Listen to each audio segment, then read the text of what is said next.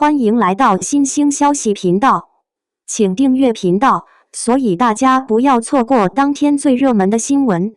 我们今天的时事通讯包括以下内容：央视力推赵丽颖扛大旗，于海磊又出山，年代剧就该这么拍。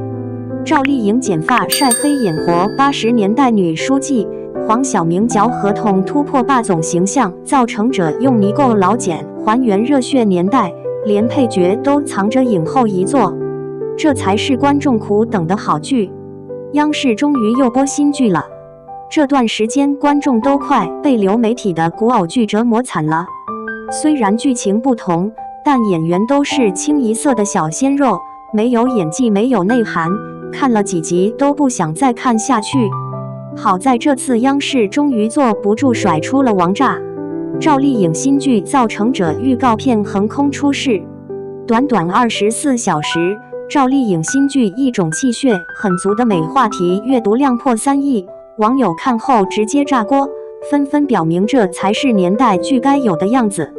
双引号，先看赵丽颖，她在酱园弄演女作家的时候全程端着，台词软趴趴像念课文，被网友吐槽还没群演有劲儿。紧接着到了《向阳花》里的高月香，虽然晒黑了点，但总带着股偶像剧女主的精致感，怎么看都像体验生活的大小姐。可《造成者》里的李秋萍呢？直接剪了7年长发，穿着洗得发白的墨绿工装，指甲缝里全是泥垢。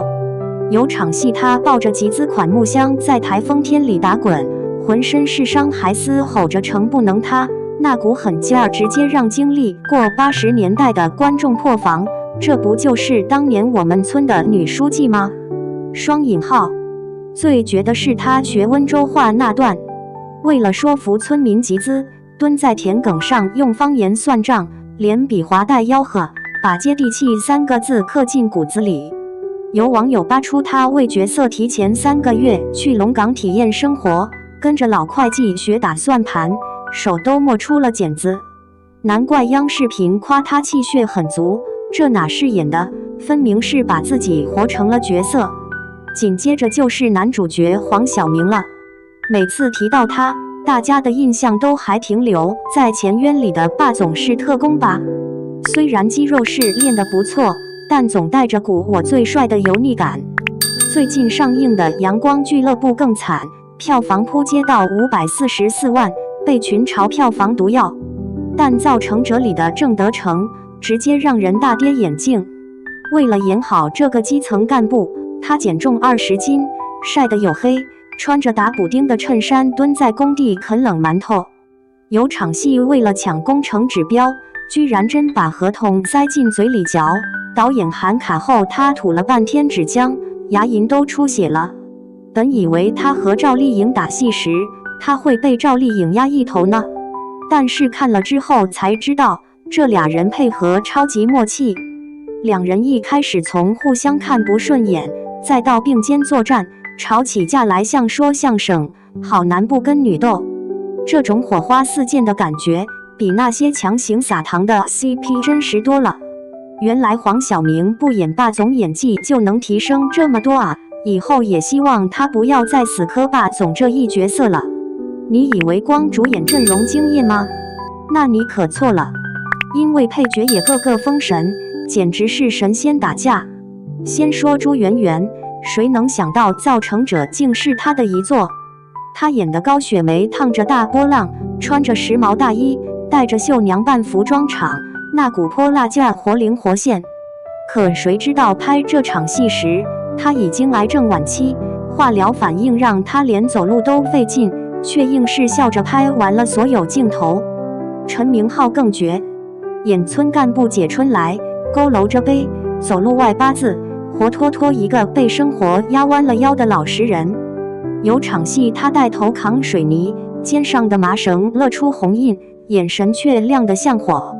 于海磊被称为反派专业户，上一部戏就是红遍全国的《沉默的荣耀》，在剧中演了个古正文，因为演技太好，显得人阴很毒辣，所以被观众骂惨了。这次他为了能让观众刷新印象，所以演了个亦正亦邪的建筑队长。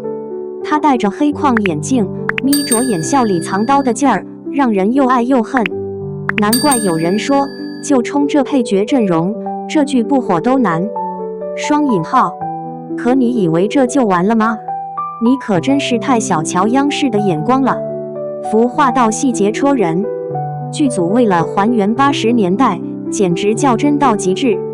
在福建三明搭了200亩的粤海镇，青灰石墙的公社大楼，贴满万元户表彰的宣传栏，连街头的老式自行车都是从废品站淘来的真家伙。